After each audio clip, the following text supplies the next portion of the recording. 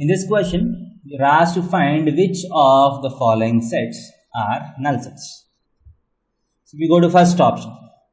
A is a set containing x such that x has to be greater than 1 and x has to be less than 1.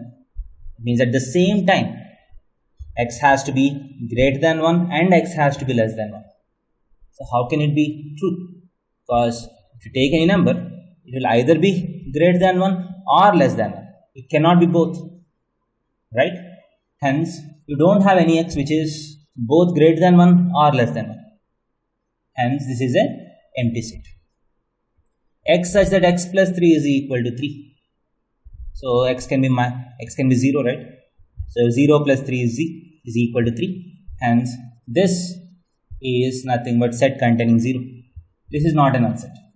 Set containing 5 is also a non-empty set because there is 5 within the set.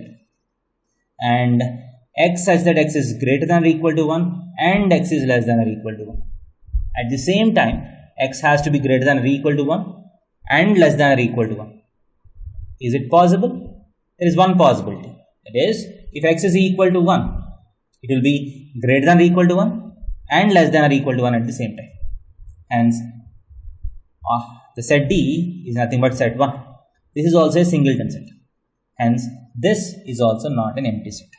So, set A or the option A is the right answer here.